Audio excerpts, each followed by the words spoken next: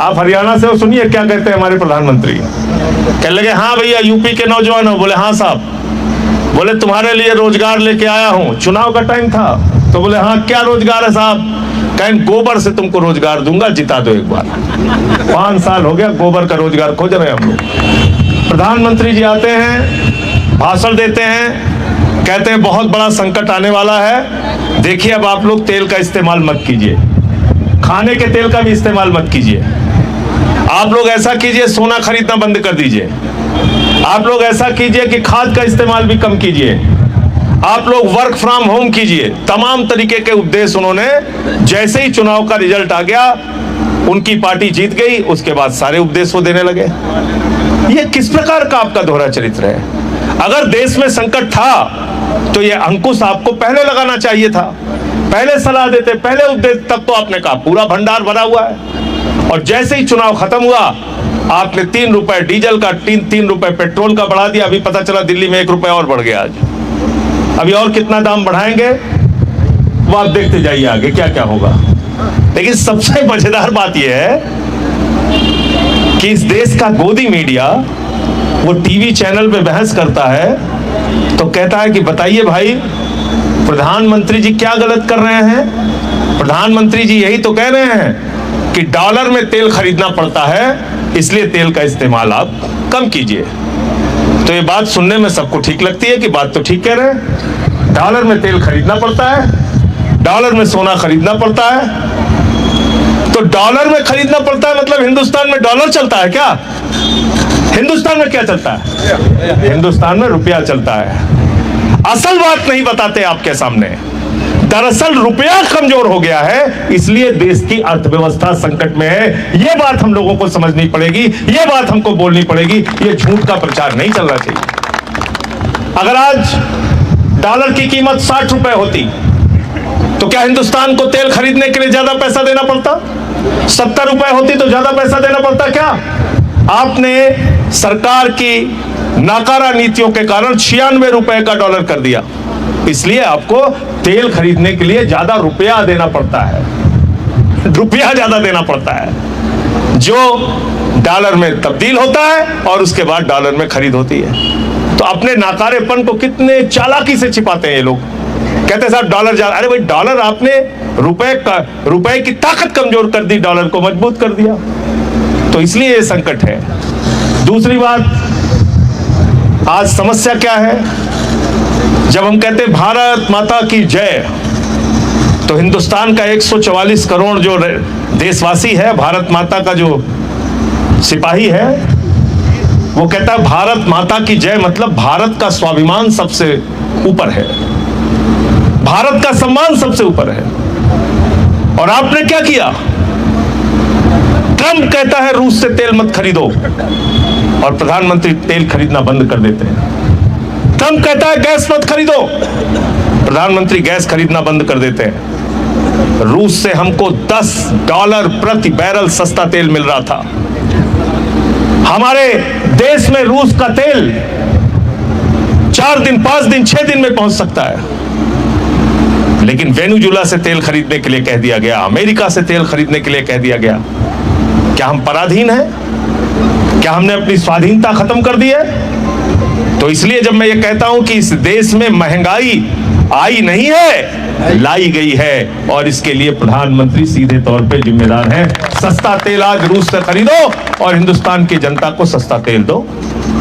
सस्ती गैस खरीदो, सस्ता गैस दो। किसने आपको रोका है? दूसरा काम आपने क्या किया? विदेश नीति में हर देश अपना फायदा पहले देखता है। भारत के प्रधानमंत्री ईरान के दौरे पे गए थे, वहां पर उन्होंने कहा था ईरान से हमारी मित्रता सदियों से पुरानी है, इतिहास से भी पुरानी है। लेकिन जब युद्ध का मौका आया, आप 2 दिन पहले इजराइल की यात्रा पे चले गए। यहां बैठे हुए त्यागी समाज के लोगों को शायद इस बात की जानकारी ना हो, मुझे भी जानकारी नहीं थी।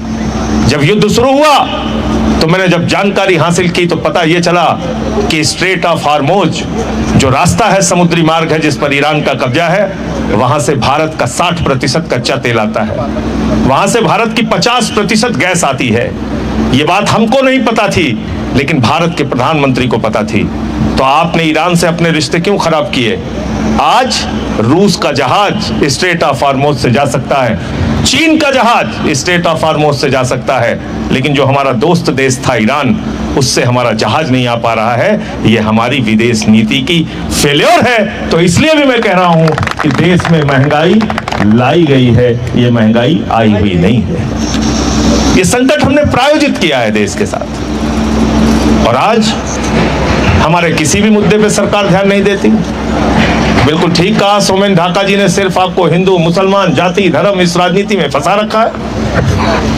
22 लाख बच्चों का पेपर लीक हो गया नीट, और हम तो जिस उत्तर प्रदेश में रहते हैं यहां तो पेपर लीक का रिकॉर्ड है। सिपाही का पेपर लीक, दरोगा का पेपर लीक, लेखपाल का पेपर लीक, 99 पेपर लीक हुई। पूरे हिंदुस्तान में 93 पेपर लीक हुए हैं। 93 पेपर लीक।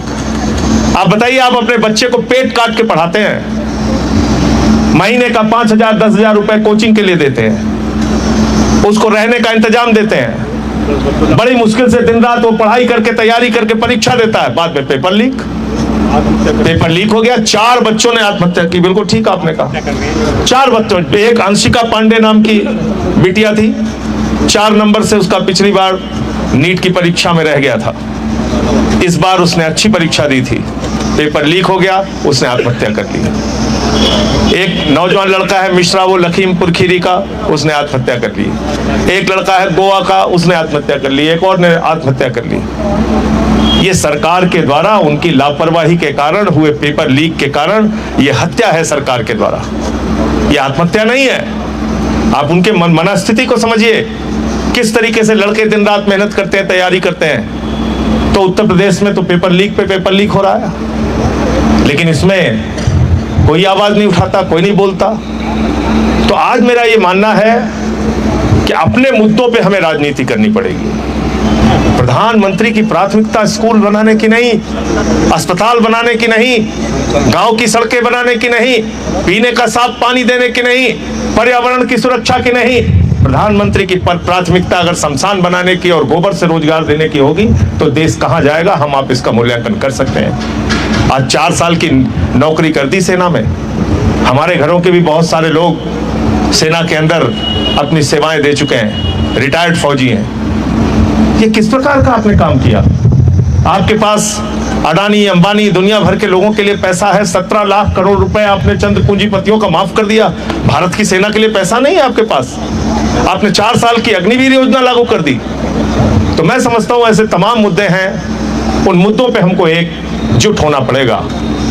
और जब आप मुद्दों पे बात करेंगे तो मैं समझता हूं कोई भी सरकार हो, चाहे हमारी सरकार हो, चाहे भाजपा की हो या समाजवादी, किसी भी पार्टी की सरकार है, अगर जिस दिन मुद्दों पे राजनीति हिंदुस्तान में होने लगेगी, नेता कोई भी हो उसको आपके हिसाब से चलना पड़ेगा, तब आप सही रूप में मालिक बनेंगे।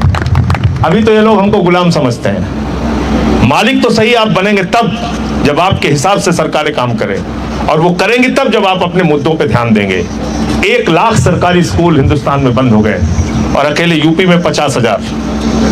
आप बताइए, ये शिक्षा के प्रति हमारी सोच है, हमारी सरकारों की प्राथमिकता है? मिड डे मील में नमक रोटी खाने को मिल रहा है, सरकारी अस्पताल में मोमबत्ती में ऑपरेशन हो रहा है। ये सुविधाएं टैक्स हमसे लेते हो, लाखों करोड़ रुपए क्यों नहीं मिलती हमको?